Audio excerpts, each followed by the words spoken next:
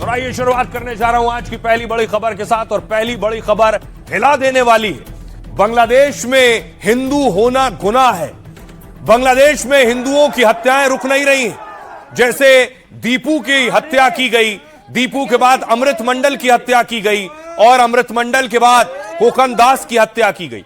इस बीच बड़ी खबर आपको बता दें, बांग्लादेश में एक और हिंदू पर हमला हुआ है। बांग्लादेश में एक हिंदू महिला के साथ गैंगरेप किया गया है। शाहीन और हसन पर गैंगरेप का आरोप है। जन्नेदाह जिले में दोनों बदमाशों पर केस दर्ज हुआ है। पीछे एक और बड़ी खबर है, बांग्लादेश में एक और हिंदू की निर्मम हत्या कर दी गई। राणा प्रताप बैरागी का गोली मारकर मर्डर कर दिया गया। हिंदू पत्रकार बैरागी को बाजार में गोली मारी गई। राणा प्रताप समेत अब तक 5 हिंदुओं को मारा गया है। तस्वीर हम आपको दिखाएं, राणा प्रताप बैरागी, ये उस हिंदू शख्स की तस्वीर है जो पत्रकार बताया जाता है, बांग्लादेशी नागरिक था और इसकी भी गोली मारकर हत्या कर दी गई है। यानी एक हिंदू की हत्या, मृतक राणा प्रताप बैरागी, और एक हिंदू महिला के साथ गैंगरेप। सुनिए जरा क्या कुछ कह रहे हैं सियासतदान। नहीं, जो बांग्लादेश में जो घटनाएं हुई है उसको जिस तरीके से वहाँ एक तरीके से मतलब बिल्कुल स्टेट स्पॉन्सर्ड जैसा लगातार हिंसा हो रही है, कोई कार्रवाई नहीं की जा रही है, तो ये निषेधार्ह है और पूरी दुनिया को इसके बारे में ध्यान देना चाहिए। कोई भी प्रत्यक्ष या अप्रत्यक्ष रूप से किसी भी तरह का समर्थन नहीं होना चाहिए और पूरी दुनिया को मिलकर ऐसे सरकार पर लगाम कसनी चाहिए। हम बांग्लादेश के साथ अपने संबंध बनाए रखें, लेकिन आज जो देखने को मिल रहा है वो उसको हम स्वीकार नहीं कर सकते हैं। जो वहां पर किसी के साथ हो रहा है, आज वहां पर माइनॉरिटीज के साथ हो रहा है, कल को वहां किसी और के साथ हो, किसी भी व्यक्ति विशेष को, चाहे धर्म के आधार पर या उसकी भाषा के आधार पर या किसी और आधार पर उस पर प्रहार किए जाते हैं, इसको स्वीकार नहीं कर सकता। भारत कभी इसको स्वीकार नहीं कर सकता। बांग्लादेश में जिस प्रकार से उत्पीड़न हो रहा है वो उसकी कोई प्रशंसा नहीं कर सकता, उसकी सर्वत्र भर्त्सना है। और बांग्लादेश में लोगों को, जो वहां के समझदार लोग हैं, उनको आगे आना चाहिए कि भारत का जो सरकार है, विदेश विभाग है, वो पैनी नजर रखे है। अब देखिए, इतना ही नहीं, हिंदुओं के खिलाफ हिंसा हुई तो संगीत सोम ने, बीजेपी के नेता ने कहा मुस्तफिजुर नहीं खेलेंगे, मुस्तफिजुर बाहर कर दिए गए। अगली तस्वीर देखिए, संगीत सोम ने कहा कि मुस्तफिजुर को खेलने नहीं देंगे बांग्लादेशी खिलाड़ी को। अब संगीत सोम को धमकी मिलने लगी और जान से मारने की धमकी दी जा रही है। इस तरीके की गद्दारी आप देश के साथ कर रहे हैं। आपको यहां तक अगर आज पहुंचाया तो इस देश के लोगों ने पहुंचाया। आपको अगर पैसा मिलता है तो यहां के देश के लोगों से मिलता है, लेकिन आप उस पैसे से देश के साथ गद्दारी करते हैं। अब देखिए जरा, संगीत सोम को जो धमकी मिली, ये व्हाट्सएप मैसेज है। इस व्हाट्सएप मैसेज में लिखा हुआ है साफ साफ, बांग्लादेश के लोग, संगीत सोम के परिवार को भी धमकी दी जा रही और बांग्लादेश में कहा जा रहा है कि मदर, सिस्टर, वाइफ सबका जिक्र किया जा रहा है। यह धमकियां दी जा रही हैं, यानी भाई बहनों और माओ तक को निशाना बनाया जाएगा। देखिए जरा संगीत सोम को धमकी कौन दे रहा है। बांग्लादेश के नंबर से संगीत सोम को यह धमकी मिली है और फोन पर जान से मारने की धमकी दी गई है। सोम धमकी भरा मैसेज आया सुबह 8 बजे। सोम के सरकारी नंबर पर बांग्लादेशी भाषा में धमकी आई। संगीत सोम को परिवार सहित बम से उड़ाने की धमकी दी गई। व्हाट्सएप कॉल पर कई बार यह धमकी दी गई है। संगीत सोम को जल्द ही जहन्नुम पहुंचा देने की धमकी मिली। सोम ने शाहरुख की टीम में बांग्लादेशी खिलाड़ी पर सवाल उठाए थे और इसको लेकर शाहरुख खान को गद्दार भी कह दिया था। बाद में बीसीसीआई के निर्देश पर केकेआर ने बांग्लादेशी खिलाड़ी को बाहर कर दिया। आईपीएल से बांग्लादेशी खिलाड़ी को हटाए जाने के बाद संगीत सोम की सराहना हुई। इसके बाद संगीत सोम को बांग्लादेश के नंबर से धमकी मिली। सोम ने इसकी जानकारी सरधना की पुलिस को दे दी है। संगीत सोम ने नंबर की डिटेल भी साझा की है पुलिस के साथ। संगीत सोम की शिकायत पर यूपी पुलिस मामले की जांच कर रही है। मेरठ की सरधना सीट से संगीत सोम विधायक रह चुके हैं। 2017 में सरधना विधानसभा सीट से ही विधायक चुने गए थे। पश्चिमी उत्तर प्रदेश में बीजेपी के प्रमुख चेहरों में से एक है और अक्सर अपने बयानों को लेकर सुर्खियों और विवादों में भी रहते हैं।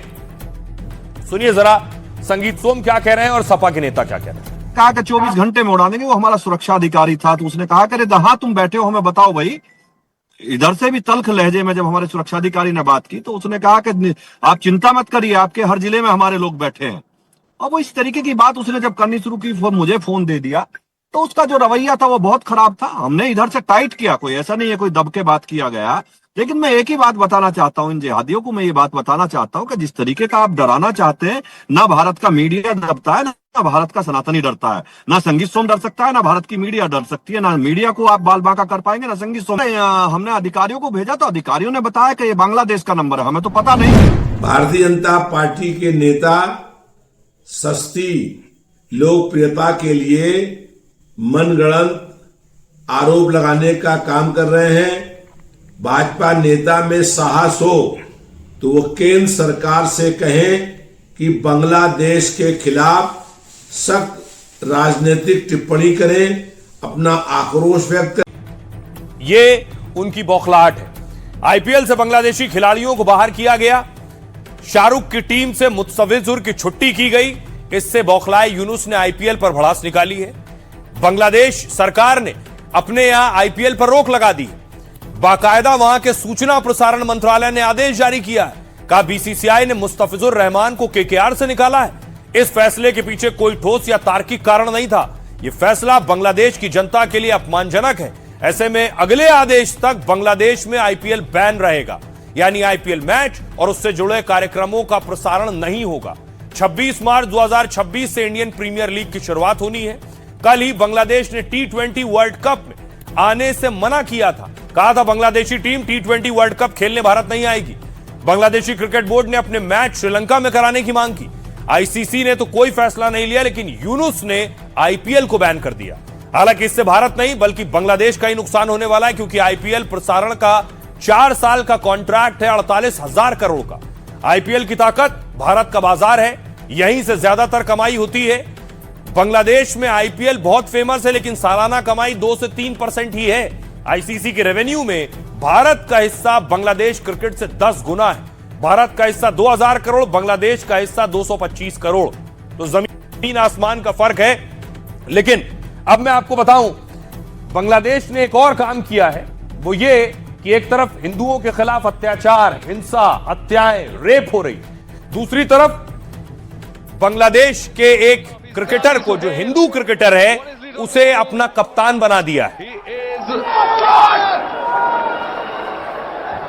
He's walking off. He is walking off. He's not taking it. What a delivery by Shoriful this time.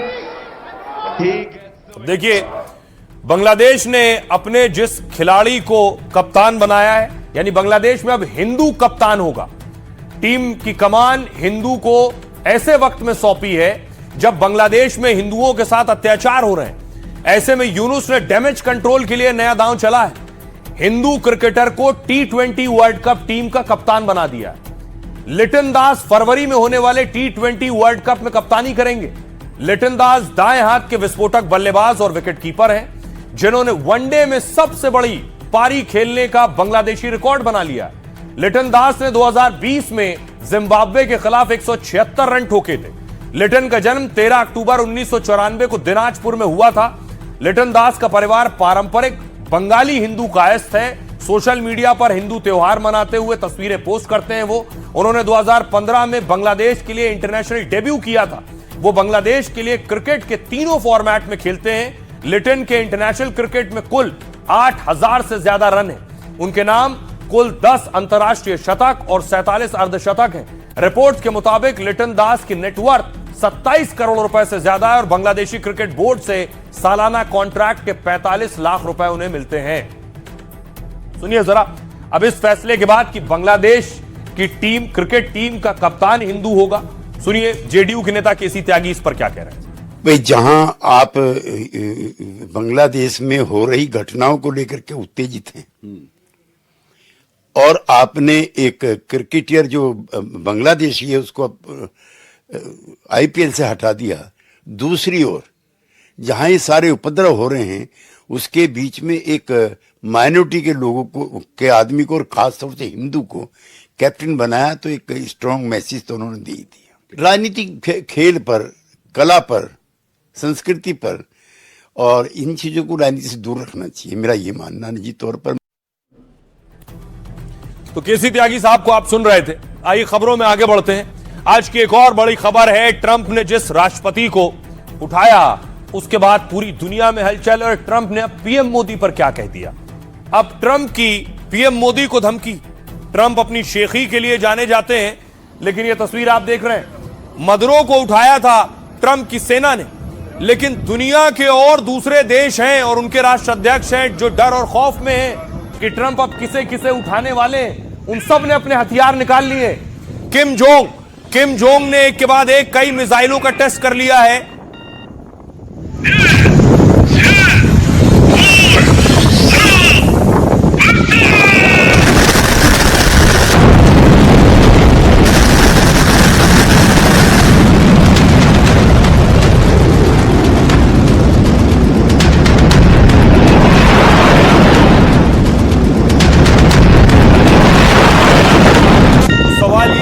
क्या ये ट्रंप का खौफ है?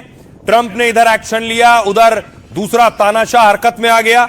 इतना ही नहीं, ईरान में भी देखिए डिफेंस सिस्टम एक्टिव हो गए।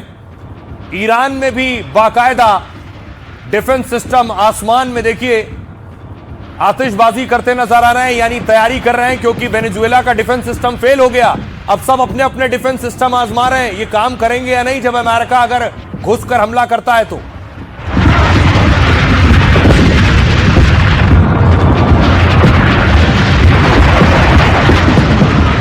न सिर्फ ईरान, देखिए सब अपने एयर डिफेंस सिस्टम दुरुस्त कर रहे हैं। क्यूबा के राष्ट्राध्यक्ष डरे हुए, ट्रंप ने नाम ले लिया कि ये अगला नंबर इनका है, तो अपने एयर डिफेंस सिस्टम लगा दिए और उनका ट्रायल कर रहे हैं।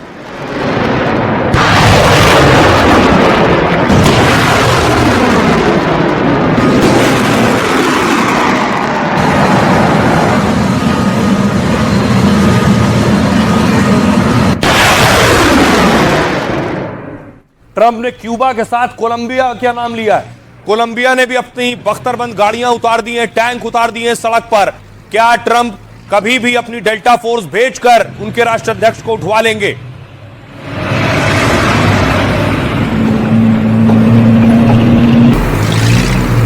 लेकिन इस बीच ट्रंप ने प्रधानमंत्री नरेंद्र मोदी के बारे में कुछ कहा है, जिसको लेकर चारों तरफ सुर्खियां बनी कि आखिर ट्रंप ने पीएम मोदी को क्या कहा। क्या ट्रंप फिर से भारत को धमकाने की कोशिश कर रहे हैं? सुनिए जरा। Modi's a very good man. Yes. He's a good guy. He knew I was not happy, and it was important to make me happy. They do trade. Yeah. And we can raise tariffs on them very quickly, and it would be very bad for them. They wanted to make me happy, basically. प्रधानमंत्री मोदी बहुत अच्छे इंसान है, वो एक नेक इंसान है। उन्हें पता था कि मैं खुश नहीं हूँ, मुझे खुश करना उनके लिए जरूरी था।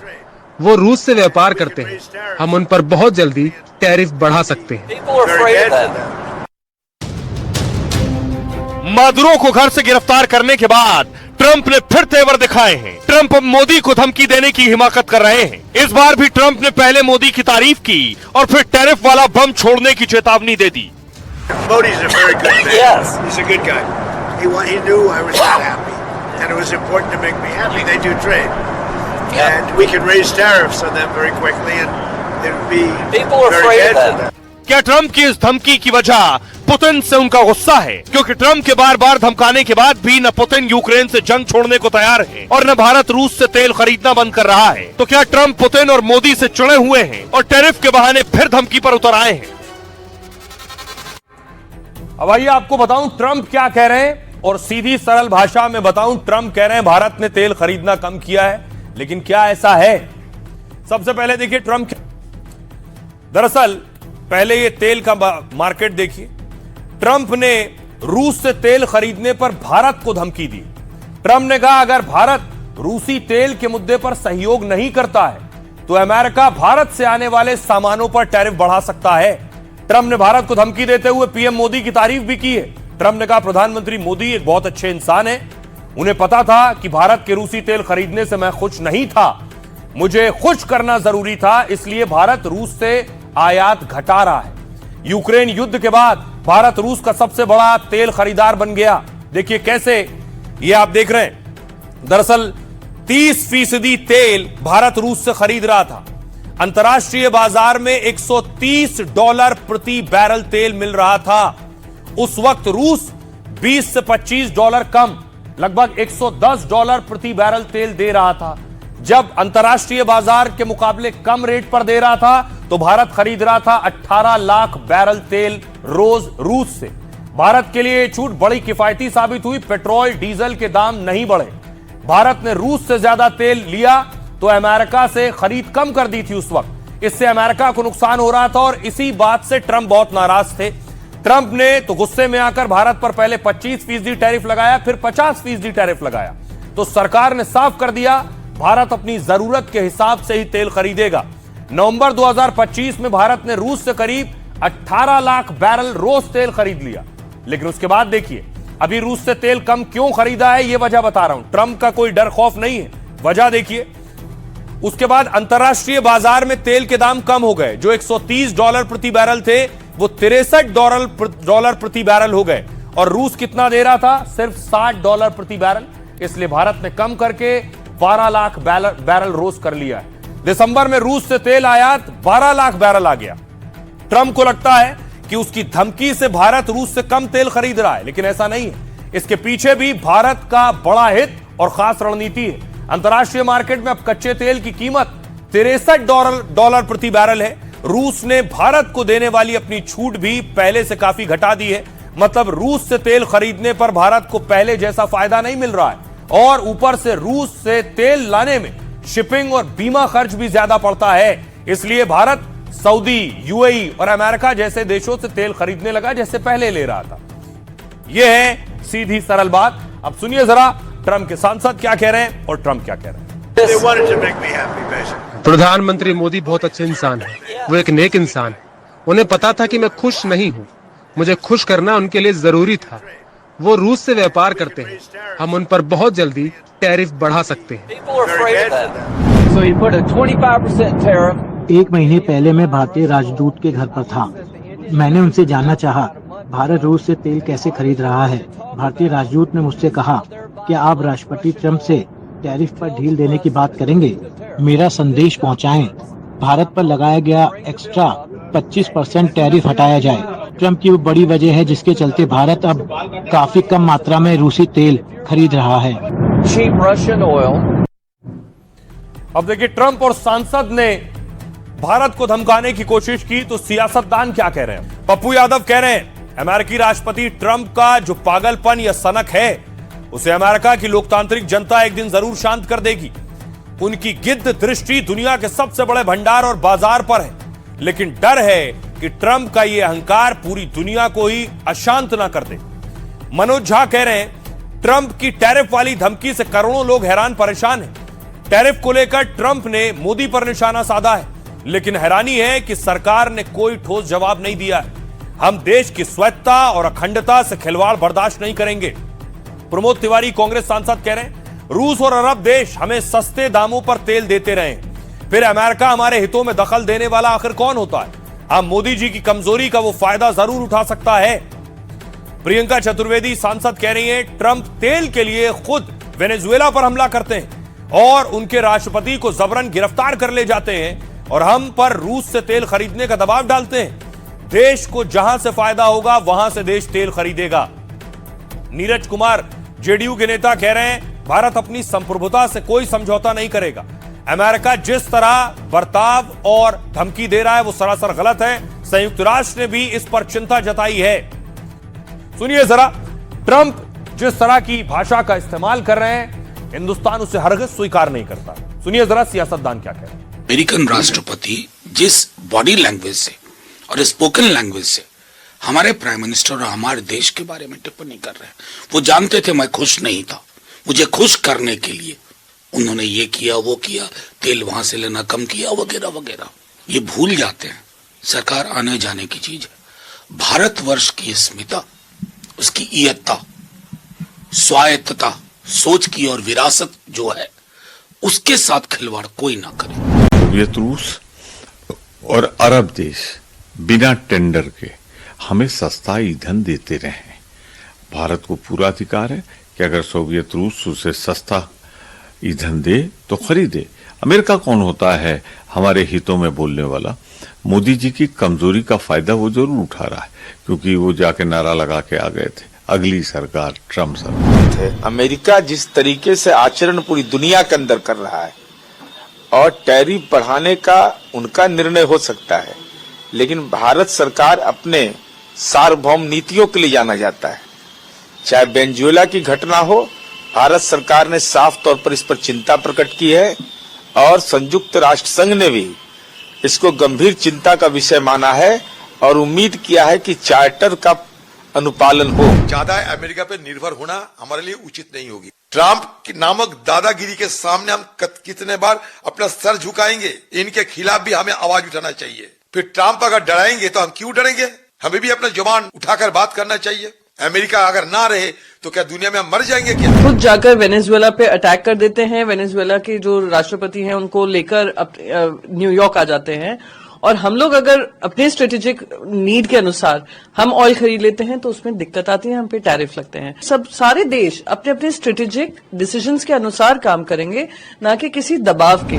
मोदी की तारीफ की है कि he is a good man but he is a good friend, पर उससे क्या होता है? गुड मैन गुड फ्रेंड से थोड़ी होता। हम अंतर्राष्ट्रीय स्तर पर एक दूसरे से समझौता व्यक्तिगत दोस्ती के लिए नहीं करते, देश हित के लिए, देश के स्वाभिमान के लिए करते हैं। कि अमेरिका के कहने से हमने जो हम आयात करते थे तेलों का रूस से वो कम किया है, तो ये तो बहुत बड़ी चोट है हमारे स्वाभिमान पे, हमारी प्रभुता पे, हमारी अपनी सत्ता पे। तो ट्रम्प देखिए एक तरफ दुनिया को धमका रहे हैं लेकिन खुद छुट्टी मना रहे हैं। ये पाम बीच पर थे ट्रम्प और छुट्टी मनाकर वापस न्यूयॉर्क लौटे।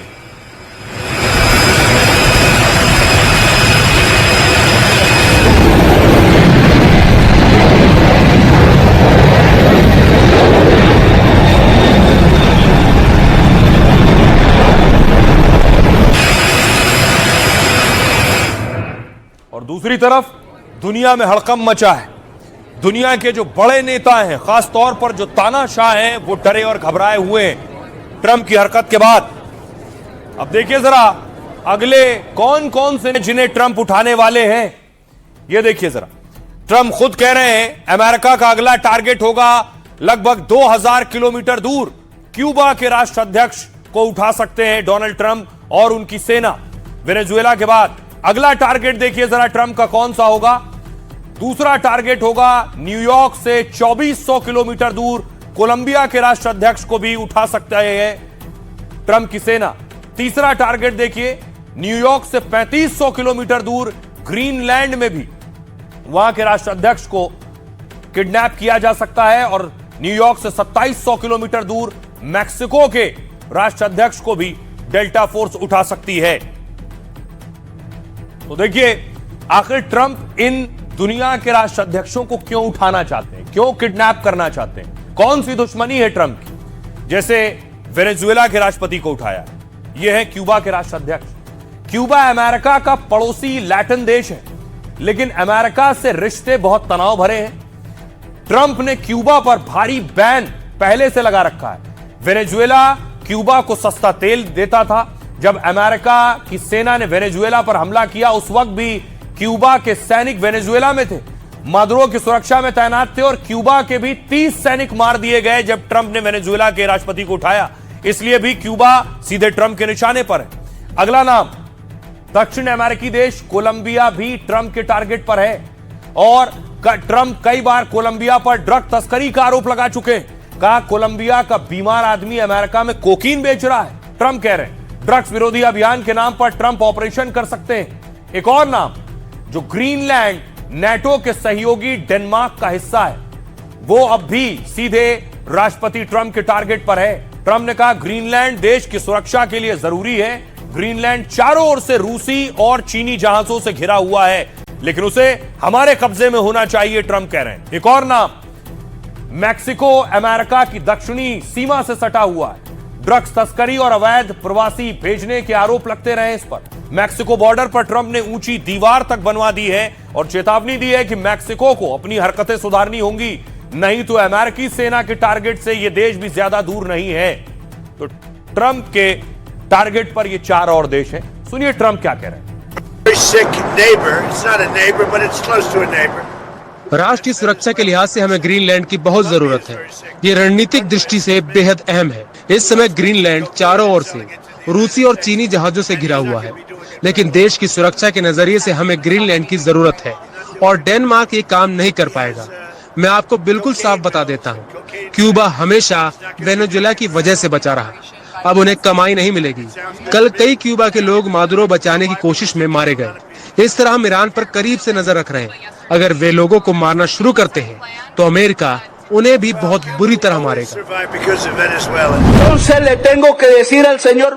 अगर मुझे जेल में डालना चाहते हैं तो कोशिश करके देखिए। अगर मुझे नारंगी यूनिफॉर्म पहनाना चाहते हैं तो वो भी करके देख लीजिए। कोलंबिया की जनता सड़कों पर उतरकर मुझे बचाएगी और उनके हर प्लान को नाकाम कर देगी। तो ट्रंप ने जब वेनेजुएला के राष्ट्रपति को उठाया तो एक और परीक्षण हो गया कि चीन के जितने हथियार हैं सब बेकाम हैं, क्योंकि वेनेजुएला के पास भी चीनी हथियार थे। चीनी डिफेंस सिस्टम लगाया था। वेनेजुएला के राष्ट्रपति को उठाने आए तो देखिए एयर डिफेंस सिस्टम ने मिसाइल तो दागी, लेकिन फुस, एक भी मिसाइल, एक भी निशाना अमेरिका के हेलीकॉप्टर या एयरक्राफ्ट पर नहीं लगा। जो हाल पाकिस्तान का हुआ चीनी हथियारों के साथ, वही वेनेजुएला का हुआ।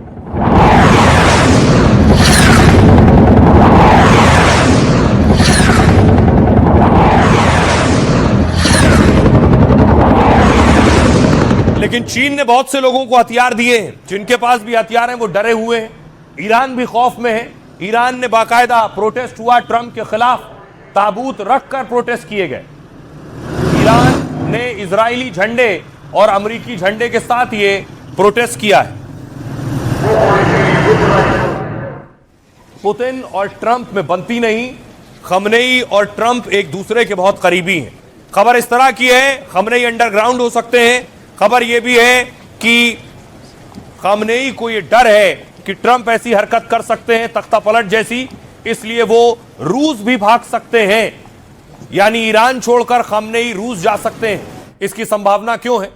खमनेई के देश छोड़ने पर खुलासा सोचिए ऐसे वक्त में हो रहा है जब ईरान में कई दिन से सत्ता विरोधी प्रदर्शन हो रहे हैं। हिंसक प्रदर्शनों में अब तक 15 से ज्यादा की मौत हो चुकी है।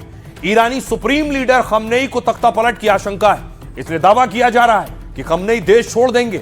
ब्रिटिश अखबार ने दावा किया है कि खमनेई रूस भाग सकते हैं। द टाइम्स ने इस खबर के पीछे खुफिया रिपोर्ट का हवाला दिया है। रिपोर्ट के मुताबिक आयतुल्लाह खमनेई का प्लान भी तैयार है। उसके तहत खमनेई अपने करीबी 20 लोगों के साथ निकलेंगे।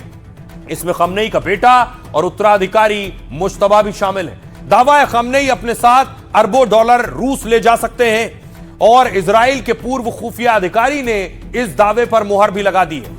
बेनी सोबती ने कहा है कि खमनेई के पास और कोई रास्ता इस वक्त नहीं बचा है। यह इससे भी लगता है क्योंकि खमनेई पुतिन की तारीफ भी कर चुके हैं। वो कह चुके हैं कि ईरान और रूस की संस्कृति मिलती जुलती है। खमनेई का जान बचाने का प्लान वैसा ही है, आपको याद होगा बशर अल असद जैसा। 2024 में सीरियाई राष्ट्रपति असद भी ऐसे ही भागकर रूस के मॉस्को पहुंच गए थे। उसी तरह खमनेई भी बचने के प्लान को एक्टिवेट कर सकते हैं। ईरानी सुप्रीम लीडर खमनेई 86 साल के हैं और बहुत बीमार रहते हैं। पिछले कई दिनों से वो सार्वजनिक रूप से सामने भी नहीं आए। हिंसक प्रदर्शनों और ट्रंप की धमकी पर भी उन्होंने कुछ नहीं बोला है। सत्ता पर पकड़ कमजोर होने के चलते वो रूस भाग सकते हैं, इस तरह की जानकारियां हैं। लेकिन क्या खमनेई ऐसा करेंगे? क्या ईरान में ऐसे हालात हैं कि कदम उठाना पड़ेगा? सुनिए जरा एक्सपर्ट्स क्या कह रहे हैं। मुझे नहीं लगता कि दोनों देशों में कोई समानता है। वेनेजुएला और ईरान बिल्कुल अलग अलग हैं। ईरान दुनिया की सबसे पुरानी और स्थायी सभ्यता है और ईरानियों के पास यहाँ रहने का पासपोर्ट पहले से ही है। ईरानियों के लिए तीसरी दुनिया में आना मुश्किल नहीं है। ईरान की समस्याएं आंतरिक हैं और हमें उन्हें खुद ही हल करना चाहिए। वेनेजुएला के हालात अलग थे, लेकिन वहाँ अमेरिका ने क्यों दखल दिया, इस पर बहस की जा सकती है। एक सच तो यह भी है कि ट्रंप पूरी दुनिया के लिए अबूझ पहेली बन गए। कोई नहीं जानता ट्रंप सुबह उठेंगे क्या कहेंगे, दोपहर को क्या कहेंगे, शाम को क्या कह रहे होंगे और रात को किसे धमका रहे होंगे। तानाशाहों में डर तो है। किम जोंग उन ने भी एक के बाद एक कई बैलिस्टिक मिसाइलें दाग दी हैं। बताया जा रहा है सुपरसोनिक और हाइपरसोनिक बैलिस्टिक मिसाइल का भी टेस्ट किया है किम जोंग ने।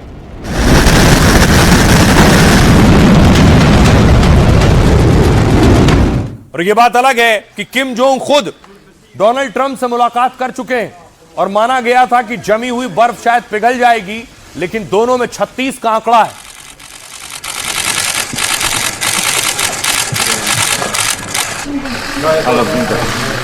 It is good to see you.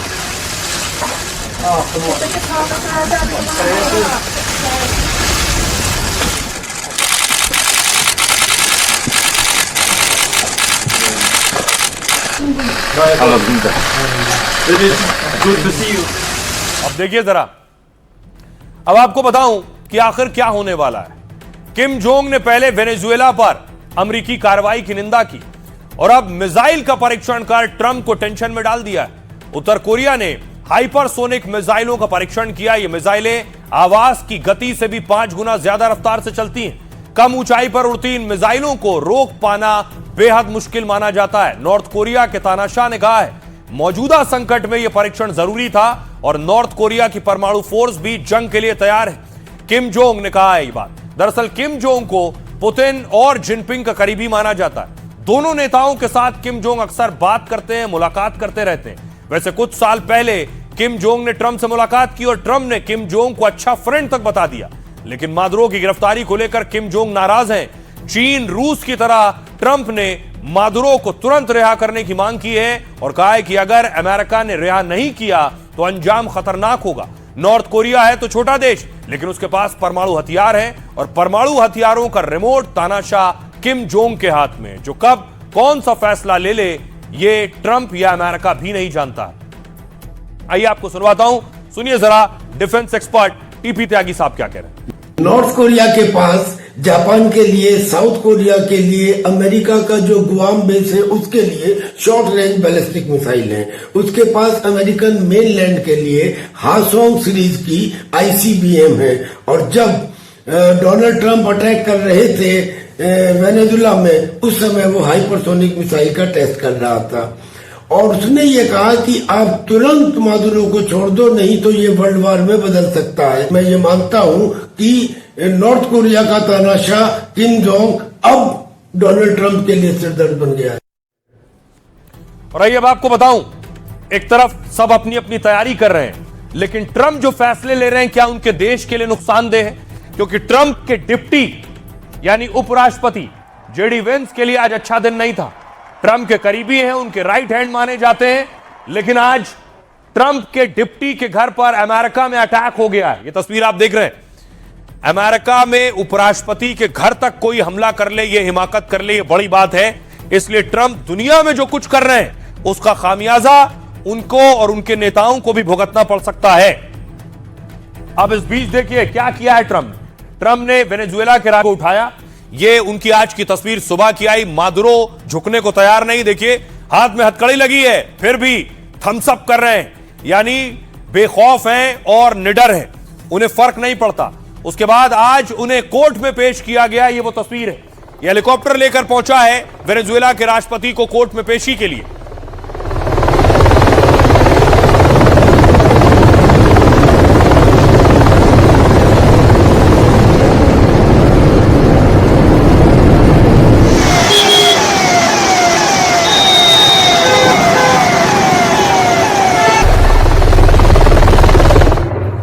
Maduro का पर कोर्ट में सुनवाई होगी और उन्हें यहीं सजा दिलवाई जानी है। अमेरिका ने मादुरो पर नार्को आतंक और ड्रग तस्करी के आरोप लगाए हैं। अदालत में मादुरो को उम्र कैद की सजा देने की मांग की जा रही, लेकिन मादुरो और उनका परिवार सारे आरोपों को गलत बता रहा है। मादुरो के बेटे गुएरा ने ऑडियो संदेश जारी कर पिता की वापसी की मांग की है और कहा है कि इतिहास बताएगा कि गद्दार कौन है। वेनेजुएला को जिन लोगों ने धोखा दिया है, इतिहास उन्हें बेनकाब करेगा और मां कसम अमेरिका कभी अपने मन की नहीं कर पाएगा, ये उनके बेटे ने कहा। वेनेजुएला की सेना ने भी अमेरिका के सामने सरेंडर से इनकार कर दिया है। कार्यवाहक राष्ट्रपति डेल्सी रोड्रिग्स ने कहा है कि यह सत्ता मादुरो की है और जिस पर ट्रंप ने धमकी भी दी और मादुरो से बड़े एक्शन की बात की है। यानी ट्रंप ने जो वेनेजुएला की नई राष्ट्रपति बनी है, कार्यवाहक राष्ट्रपति, उन्हें भी धमकी दी है कि इससे खराब अंजाम तुम्हारे साथ होगा। लेकिन इसके बाद भी मादुरो या वेनेजुएला झुकने को तैयार नहीं है। मादुरो की गिरफ्तारी से एक बहस होने लगी है, क्या ट्रंप जैसे नेता किसी भी राष्ट्र अध्यक्ष को गिरफ्तार कर सकते हैं दुनिया में? दुनिया में शांति की जिम्मेदारी सबसे ज्यादा संयुक्त राष्ट्र की होती है। द्वितीय विश्व युद्ध के बाद यूएन ने अपना चार्टर यानी खास नियम बनाए। इसके तहत किसी को दूसरे मुल्क के राष्ट्राध्यक्ष को गिरफ्तार करने का हक और अधिकार नहीं है। किसी भी देश की अखंडता या संप्रभुता पर सीधे हमला नहीं किया जा सकता। अगर कोई देश ऐसा करता है तो वो संयुक्त राष्ट्र चार्टर का सीधा सीधा उल्लंघन है। अगर यूएनएससी सीधे हरी झंडी देता है तभी कोई देश हमला कर सकता है, लेकिन सच ये है कि यूएन ऐसे नियम तोड़ने पर कोई बड़ा एक्शन लेता नहीं और ट्रंप खुद यूएन को गंभीरता से लेते नहीं। सुनिए सियासतदान क्या कह रहे हैं। अमेरिका का सैनिक आतंकवाद चल रहा है। अमेरिका ने जिस तरीके से एक निर्वाचित राष्ट्रपति को उठाया है वो अपने आप में स्तब्धकारी घटना है। क्या अमेरिका हर जगह पे यही काम करेगा? खाता ना भई जो अमेरिका कहे वो सही।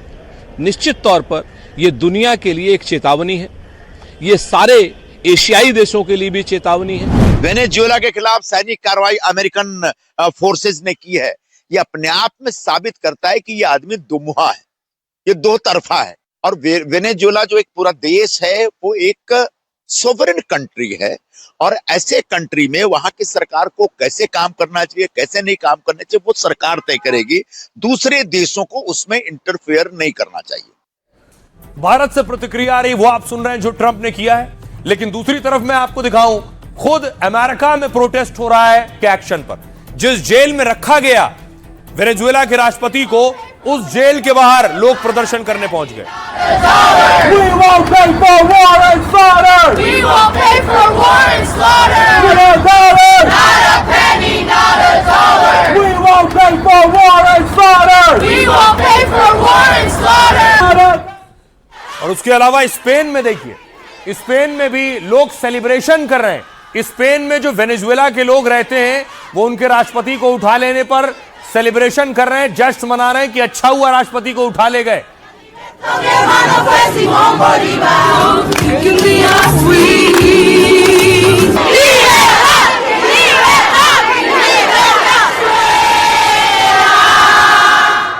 तो यह भी सच है कि वेनेजुएला के राष्ट्रपति कुछ तो गलत कर रहे थे, तभी उनके देश के लोग दूसरी जगह जश्न भी मना रहे हैं।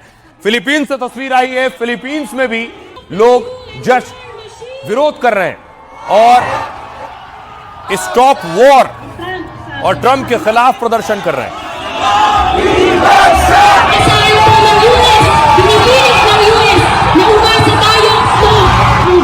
लेकिन देखिए प्रोटेस्ट वेनेजुएला में भी हो रहा है। वेनेजुएला में लोग आज भी सड़कों पर उतरे थे, कल भी बड़ा प्रदर्शन हुआ था।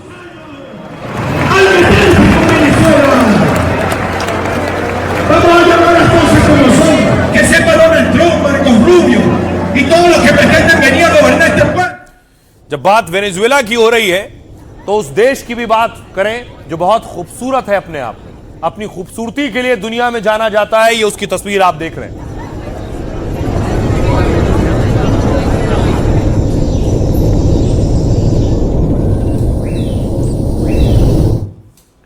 आइए आपको बताऊं, दक्षिणी अमेरिकी देश वेनेजुएला को खूबसूरती की खान कहा जाता है, चाहे वो कुदरती तौर पर हो या फिर इंसानी खूबसूरती की बात हो, क्योंकि वेनेजुएला दुनिया में सबसे ज्यादा ब्यूटी टाइटल जीतने वाला मुल्क है। विश्व सुंदरियों का देश कहे जाने के पीछे वजह है वेनेजुएला ने 2025 तक सबसे बड़े 4 ब्यूटी पेजेंट वाले 24 खिताब अपने नाम किए। इनमें 9 बार मिस इंटरनेशनल, 7 बार मिस यूनिवर्स शामिल है। इसके साथ ही 6 बार मिस वर्ल्ड और 2 बार मिस अर्थ का क्राउन यहां की लड़कियों ने जीता है। वेनेजुएला दुनिया का इकलौता ऐसा देश है जिसने लगातार 2 साल मिस यूनिवर्स का खिताब अपने नाम किया। कुदरत ने भी वेनेजुएला को शानदार नजारों से संवारा है। कैरेबियाई आइलैंड वाला यह देश प्राकृतिक तौर पर बहुत खूबसूरत है। यहां इंडीज पर्वतमाला है, अमेज़न के जंगलों का भी कुछ हिस्सा यहां है। इतना ही नहीं, दुनिया का सबसे ऊंचा झरना एंजल फॉल्स भी वेनेजुएला में है। दुनिया में सबसे ज्यादा तेल के भंडार वाला देश होकर भी वेनेजुएला कंगाल रहा, क्योंकि यह अपने कुल भंडार का सिर्फ 1% ही निकाल पाता है। यहां महंगाई इतनी ज्यादा हो गई थी कि कभी लोग बोरे में नोट भरकर एक पैकेट ब्रेड खरीदने जाते थे। कहते हैं वेनेजुएला में तेल पानी से भी सस्ता है। महंगाई से बचने के लिए यहां की सरकार ने 2021 में 2 लाख, 5 लाख और यहां तक कि 10 लाख के नोट छाप दिए थे। भारत का 1 रुपया यहां 3 गुना यानी करीब 3.25 वेनेजुएलाई करेंसी के बराबर है। वेनेजुएला की कुल 3 करोड़ से ज्यादा की आबादी में ज्यादातर लोग कैथोलिक ईसाई हैं। यहां की आधिकारिक भाषा स्पेनिश है, क्योंकि 1811 में स्पेन से आजादी की घोषणा की थी, लेकिन अब यह अमेरिका के शिकंजे में आ गया है। आइए आपको सुनवाता हूं, सुनिए जरा रविंदर सचदेवा क्या कह रहे हैं, विदेश मामलों के जानकार। वेनेजुएला का तेल अभी तक सैंक्शंस में था। अब जब ये अगर ट्रंप मामला संभाल लेगा तो वेनेजुएला का तेल फ्रीली आएगा वर्ल्ड मार्केट में लीगल रूप से। अभी तक तो इलीगल जा रहा था। तो जब लीगल रूप से वेनेजुएला का तेल आएगा और हो सकता है उसकी उत्पाद बढ़ाएंगे उनकी ऑयल कंपनीज, तो जब दुनिया में तेल की सप्लाई बढ़ेगी तो तेल की कीमतें कम हो जाएंगी। आने वाले महीनों में तेल की कीमत जो अभी शायद $60 प्रति बैरल है वो $45 आ जाएगी। ये भी एक एस्टिमेट लगाया जा रहा है। तो जो भी होगा, मोटा मोटा दुनिया में तेल की कीमत शायद स्थिर हो जाएंगी। राइट, वेनेजुएला के बाद खबरों में आगे बढ़ते हैं। आज की एक और बड़ी खबर है, एक बड़ी मुलाकात हुई है। योगी कैबिनेट में किसकी एंट्री होगी, ये सवाल इसलिए पूछे जा रहे हैं। आज मुलाकात हुई पीएम मोदी और उत्तर प्रदेश के मुख्यमंत्री योगी आदित्यनाथ की। इस मुलाकात में बात हुई, लंबी चौड़ी बात हुई, लेकिन अब पूछा जा रहा है मुलाकात हुई, बात हुई, आखिर इससे निकल कर क्या आया है। तो 50 मिनट की मुलाकात हुई बताया जा रहा है, और क्या बड़ा फेरबदल होने वाला है।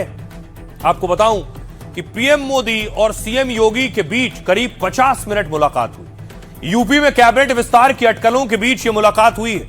मुलाकात के दौरान प्रधानमंत्री मोदी के पास एक टैबलेट भी था उस वक्त, साथ ही सीएम योगी के हाथ में एक फाइल थी। माना जा रहा है मुलाकात में नए चेहरों को लेकर चर्चा हुई है। यूपी मंत्रिमंडल में अभी 53 मंत्री हैं, इनमें अधिकतम 60 मंत्री हो सकते हैं, यानी 7 चेहरों को और शामिल किया जा सकता है। सीएम योगी ने मुलाकात की तस्वीर भी शेयर की है। इसमें मुलाकात को शिष्टाचार भेंट बताया गया। कैबिनेट विस्तार के साथ ही यूपी में एसआईआर पर भी चर्चा हुई। यूपी में करीब 2 करोड़ 89 लाख मतदाताओं के नाम काट दिए गए। प्रदेश के विकास को लेकर भी चर्चा की बात कही जा रही। प्रदेश संगठन में पदाधिकारियों की नियुक्ति के मुद्दे पर भी बात हुई है। पंकज चौधरी के नए प्रदेश अध्यक्ष बनने के बाद बदलाव हो सकता है। पंकज चौधरी जल्द ही अपनी नई टीम बना सकते हैं। इसके लिए कुछ मंत्रियों को संगठन में भी भेजा जा सकता है। 2027 में विधानसभा चुनाव और इसी साल पंचायत चुनाव होने हैं। अब देखिए जरा, माना जा रहा है कि यूपी में मंत्रिमंडल विस्तार हो सकता है। कौन से वो चेहरे हैं जिन्हें योगी की टीम में जगह मिल सकती है, तो बताऊं आपको। संभावित मंत्री बताया जा रहा है, जाट समाज से भूपेंद्र चौधरी जी को मौका दिया जा सकता है। पाल समाज से पूजा पाल को योगी की टीम में शामिल किया जा सकता है। पासवान समाज से कृष्ण पासवान को जगह मिल सकती है।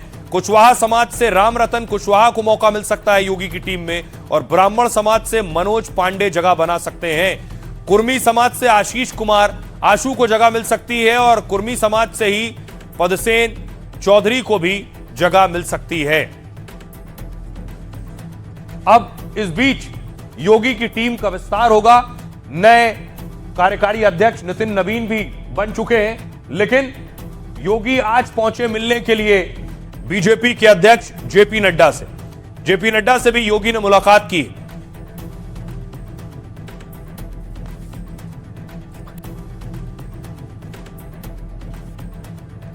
अब आइए आपको बताऊं कि इस बीच योगी दिल्ली में थे, और देखिए यूपी में क्या हो रहा था। संभल में कल मैंने आपको बताया था बुलडोजर चल रहा था।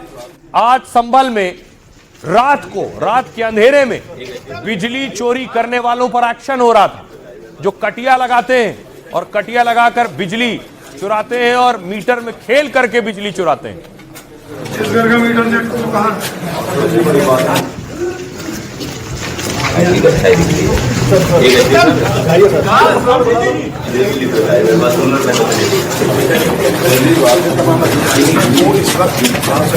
और रात में ही नहीं, दिन में भी यूपी पुलिस यही एक्शन ले रही थी। बाकायदा डीएमएसपी, संभल के डीएमएसपी सबसे व्यस्तम जिला अधिकारी और एसपी में से एक हैं, जो सुबह से शाम तक जिले में बुलडोजर एक्शन की कार्रवाई हो, जिले में एनकाउंटर हो या जिले में बिजली चोरी पर एक्शन हो, वो आते हैं।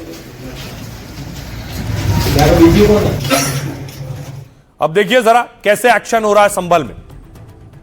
संभल में बिजली चोरी के खिलाफ यह कार्रवाई की जा रही है। सुबह 4 बजे से पुलिस प्रशासन की टीम ने छापेमारी की है। छापे में बिजली विभाग की टीम भी मौजूद रही। 3 किलोमीटर इलाके में 12 टीमों ने यह अभियान चलाया है। सांसद जियाउर रहमान बर्ग के रायसत्ती और नखासा इलाकों में छापेमारी हुई। 3 मस्जिदों, मदरसों और घरों समेत 30 जगहों पर बिजली चोरी पकड़ी गई है। सुबह सुबह एक्शन से पूरे इलाके में हड़कंप मच गया। महज 5 घंटे में 500 से ज्यादा अधिकारी घरों की जांच की और जांच टीम ने सुबह सुबह दरवाजे पर दस्तक दी। 50 से अधिक घरों में डीएमएसपी ने अंदर जाकर जांच की है। टीम कई घरों की छत पर बाहर से सीढ़ी लगाकर भी चढ़ी।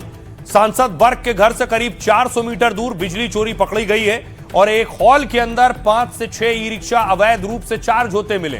साथ ही एक घर के अंदर मिनी पावर हाउस चल रहा था। डीएम ने बिजली चोरी करने वालों को सख्त चेतावनी दी है। बिजली चोरी करने वाले किसी को भी बख्शा नहीं जाएगा। डीएम ने कहा मस्जिद मदरसों पर बुलडोजर एक्शन के 24 घंटे बाद यह कार्रवाई हुई है। सुनिए जरा इस पर एसपी क्या कुछ कह रहे हैं और डीएम क्या कह रहे हैं। पुलिस विभाग के 8 थानों की फोर्स के साथ में चेकिंग की गई, जिसमें कई धार्मिक स्थलों की भी चेकिंग की गई, जिसमें बिजली चोरी पाई गई। इसके अलावा कई बड़े बड़े 4 मंजिला मकानों के अंदर जहां डेयरी चल रही थी वहां पे भी चोरी पकड़ी गई। उसके अलावा ई रिक्शा चार्जिंग स्टेशन भी पकड़े गए हैं।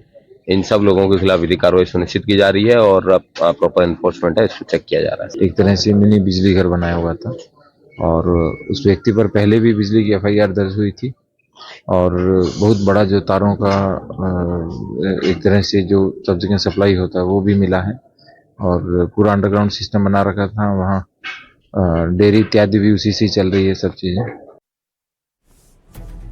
तो सिर्फ बिजली चोरी पर एक्शन नहीं हो रहा था, ऑपरेशन लंगड़ा जैसा चलता है वैसे ही चल रहा था। देखिए कहां कहां एनकाउंटर हुए और एक अपराधी को ढेर कर दिया गया जो गैंग रेप का आरोपी था। ये देखिए पहली तस्वीर मेरठ की देख रहे हैं। बदमाश के पैर में गोली लगी।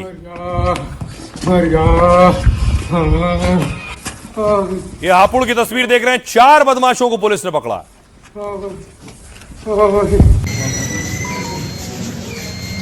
सुल्तानपुर में देखिए 1 लाख का इनामी ढेर कर दिया गया। गैंग रेप समेत 17 केस में आरोपी था। फिरोजाबाद में 10,000 का इनामी का एनकाउंटर हुआ।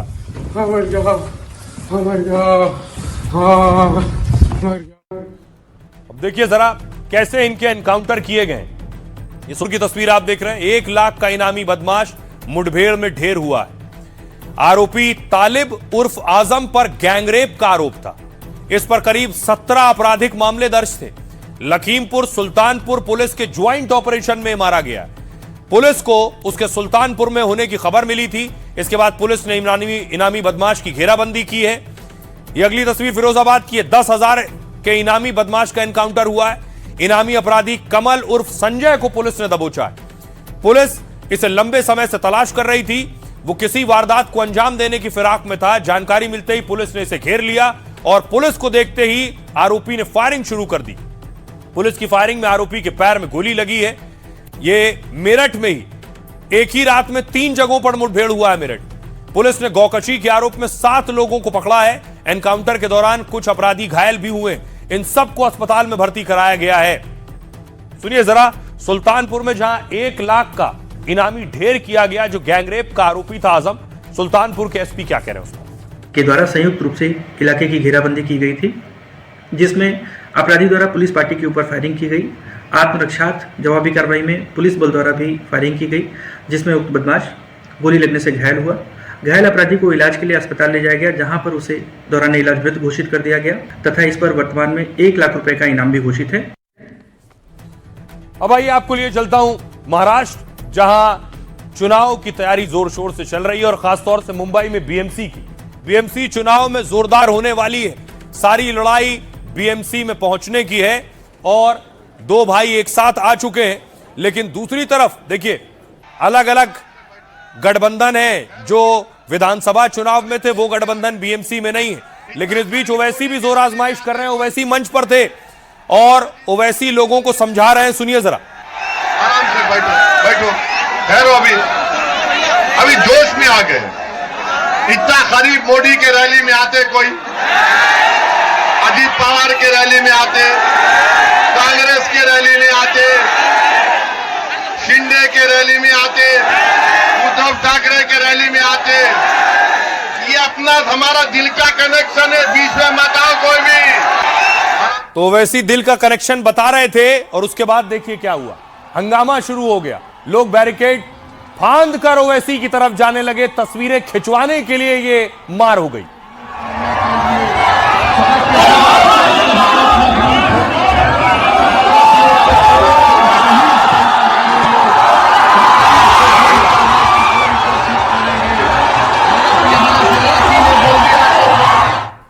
अगली तस्वीर दिखाऊं, उसके बाद पुलिस ने चलाई लाठियां। जब भीड़ काबू में नहीं आ रही थी, सबको ओवैसी के साथ सेल्फी लेनी थी।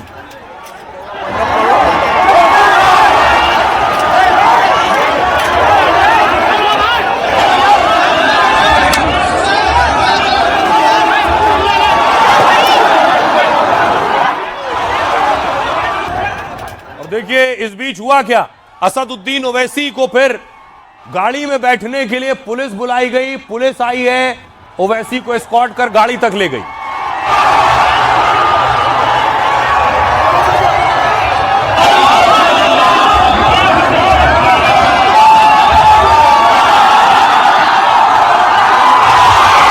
करो ना भाई, तुम भी करो, सब करो, कौन रोक रहा है? जाती राय क्या है? मैं तो 6 पैदा करा, आप भी करो, कौन बोल रहे? आपको कोई रोक टोक है क्या? एक बात समझिए, हमारे तेलंगाना में 2 दिन पहले एक बिल पास हुआ। हमारे पास जैसे महाराष्ट्र में कानून 2 बच्चे रहते तो आप इलेक्शन नहीं लड़ सकते म्यूनिसिपैलिटी, हमने कानून पास के निकाल दिया उसको। और आज से 8 दिन 10 दिन पहले आप जाइए, मोहन भागवत चंद्रबाबू नायडू बैठे हुए हैं, उनकी मौजूदगी में चंद्रबाबू नायडू बोल रहे हैं कि 3 से ज्यादा बच्चे पैदा करो। अरे करो ना भाई, कौन रोक रहा है तुम्हारे को? तुम बोलते हैं 8 करो 10 करो, तुमको पूछ के नहीं करेंगे, तुमको बता के नहीं करेंगे। तुम्हारी घुसपैठियों ने कैसी संख्या बढ़ाई, पहले उस पर उत्तर दो। तुम संविधान को आगे रखोगे क्या, पहले उस पर उत्तर दो। और मैं तो इलेक्शन कमीशन से भी विनती करूंगी, ऐसे मेंबर ऑफ पार्लियामेंट ये जब अंदर बात करते हैं तो इलेक्शन कमीशन ने इनका पार्टी का भी जो परमिट दिया हुआ है वो कैंसिल करना चाहिए और इनकी सिटीजनशिप भी इस देश की रद्द करनी चाहिए ओबीसी की, और इन्हें पाकिस्तान भेजना चाहिए। और आइए आपको बताऊं, जो बीएमसी की लड़ाई है बहुत दिलचस्प है। कौन किस तरफ से खेल रहा है, बहुत कंफ्यूजन है। देखिए जरा, बीएमसी की लड़ाई है। अब देखिए कौन कितनी सीटों पर लड़ रहा है। कुल बीएमसी में 227 सीटें, 227 सीटों पर मुकाबला है। फडणवीस यानी बीजेपी 137 पर लड़ेगी, 90 पर शिंदे, 94 पर अजित पवार, 163 पर उद्धव, 53 पर राज ठाकरे, 167 कांग्रेस और 11 शरद पवार। लेकिन बड़ी बात यह है, दोनों गठबंधन अलग अलग चुनाव लड़ रहे हैं। कैसे? महायुति में बीजेपी 137 सीटों पर लड़ रही है और गठबंधन के तहत शिंदे को 90 सीटें दे दी गई, लेकिन अजित पवार को गठबंधन में सीटें नहीं दी गई और अजित पवार 94 सीटों पर लड़ रहे हैं, नाराज भी हैं। इसमें 50% महिला उम्मीदवारों को टिकट देकर दांव खेला है। वहीं महाविकास अघाड़ी भी अलग अलग चुनाव लड़ रही है। उद्धव गुट 163 सीटों पर चुनाव लड़ रहा है और राज ठाकरे की एमएनएस 53 सीटों पर चुनाव लड़ रही है। गठबंधन, कांग्रेस गठबंधन से अलग चुनाव लड़ रही है, 167 सीटों पर कांग्रेस ने उम्मीदवार उतारे हैं। वहीं शरद पवार की पार्टी 11 सीटों पर मैदान में है। उद्धव और राज ठाकरे के लिए चुनाव अग्नि परीक्षा है और ठाकरे ब्रांड की साख इस बार दांव पर लगी हुई है। 87 सीटों पर ठाकरे बंधु और एकनाथ शिंदे के बीच टक्कर है। इनमें से अधिकतर सीटें मराठी इलाके की हैं और मतलब 87 सीटों पर मराठी बनाम मराठी का सीधा मुकाबला होने जा रहा है। उद्धव और शिंदे सेना के बीच 69 सीटों पर सीधे टक्कर है। शिंदे और राज ठाकरे में 18 सीटों पर आमना सामना है। उद्धव और बीजेपी के बीच 97 सीटों पर मुकाबला होगा। यह है मुकाबला। सुनिए जरा सियासतदान क्या कह रहे हैं। विपक्ष ने पाकिस्तान के फ्लैग्स लहराए, बॉम्ब ब्लास्ट अक्यूज को उनके साथ स्टार प्रचारक बनाए। हमारा ये मानना है कि आप आपकी तुष्टीकरण की राजनीति करते रहें, पाकिस्तान जिंदाबाद बोलिए, हमारे महापौर बोलेंगे। आइए आज की एक और बड़ी खबर है। राम रहीम जेल से बाहर आ गया है। 15वीं बार जेल से निकला है राम रहीम। तस्वीर में पहली दिखाऊं जेल से निकलने की। सुनारिया जेल से राम रहीम की गाड़ियों का काफिला निकल रहा है।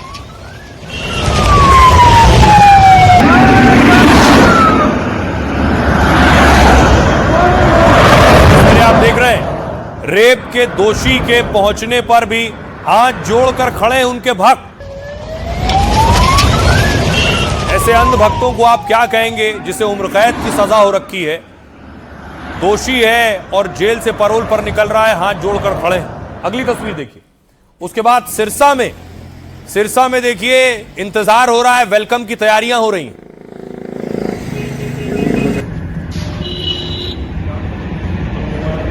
और देखिए पापा जी लिखा हुआ है कि पापा जी आ रहे हैं।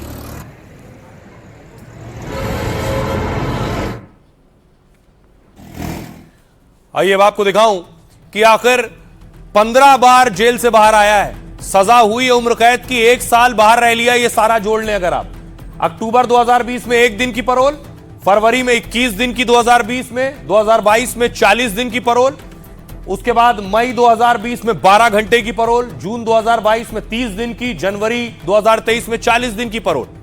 अब देखिए 2023 जुलाई में 30 दिन की, जनवरी 2024 में 50 दिन की पैरोल, अक्टूबर 2024 में फिर 20 दिन की पैरोल, नवंबर 23 में 21 दिन की पैरोल, अगस्त 24 में 21 दिन की पैरोल और जनवरी 2025 में 30 दिन बाहर। उसके बाद 25 में फिर 21 दिन अप्रैल में, अगस्त 2025 में 40 दिन बाहर और जनवरी 2026 में 40 दिन बाहर। यानी जेल में रहा जितने दिन, लगभग 1 साल तक सोचिए जेल से बाहर रह चुका है, जिसे उम्र कैद की सजा हुई। यह भी न्याय के नाम पर मजाक है। आइए अब बारी है लाइफ का फंडा की। गांधी जी ने कहा था, लोग पहले तुम्हें नजरअंदाज करेंगे, फिर तुम पर हंसेंगे, फिर लड़ेंगे, मगर अंत में तुम ही जीतोगे। महान आविष्कारक अलेक्जेंडर ग्राहम बेल की जिंदगी में बिल्कुल ऐसा ही हुआ। वो एक बधिर मां की संतान थे। पत्नी और आसपास के कई लोग ऐसे थे जो सुन नहीं सकते थे। तभी अलेक्जेंडर ने ठान लिया कि वो बधिरों के लिए कुछ करेंगे। तकनीक से उन्हें प्यार था तो पढ़ाई पूरी कर वो वोकल फिजियोलॉजी के प्रोफेसर बन गए। एक दिन बेल के पिता ने कहा कि तुम कोई बोलने वाली मशीन क्यों नहीं बनाते हो। इसी आइडिया पर उन्होंने तारों से आवाज को एक जगह से दूसरी जगह पहुंचाने की मशीन बनाने की सोची। यहीं से टेलीफोन के आविष्कार की नींव पड़ी, क्योंकि उस दौर में टेलीग्राम से मैसेज भेजे जाते थे। लंबी जद्दोजहद की कोशिश के बाद बेल को कामयाबी मिली। जैसे ही 10 मार्च 1876 को टेलीफोन पर आवाज का प्रयोग सफल हुआ तो इतिहास बन गया। लेकिन जब वो इस मशीन को $1 लाख में बेचने गए तो सबने उनका मजाक उड़ाया। तब की दिग्गज कंपनी वेस्टर्न यूनियन के अधिकारी ने कहा, इस खिलौने को आखिर कौन खरीदेगा। मगर बेल ने हार नहीं मानी और टेलीफोन का पेटेंट कराकर उसमें सुधार करते रहे। पेटेंट मिला तो ग्राहम बेल पर 600 से ज्यादा मुकदमे दायर हो गए, लेकिन वो झुके नहीं और वक्त ऐसा बदला कि उनके आविष्कार को खिलौना कहने वालों को उनके पास आना पड़ा। कई गुना ज्यादा पैसों में ग्राहम बेल से उनकी मशीन खरीदने का ऑफर दिया, मगर इस बार बेल ने ठुकरा दिया। टेलीफोन के जरिए संचार क्रांति करने वाले ग्राहम बेल ने फंडा दिया, कोई कितना भी भटकाए या मजाक उड़ाए, आप बिना रुके लक्ष्य की ओर बढ़ते रहें। भले गलतियां हो तो भी घबराए नहीं, क्योंकि हर गलती अगले कदम को बेहतर बनाती है। तो जहां से जो अच्छा हासिल हो उसे अपनाएं, अपनी जिंदगी में उतारें। अपना और अपनों का बहुत बहुत ख्याल रखिए। रुक रहे हैं एक छोटे से ब्रेक के लिए।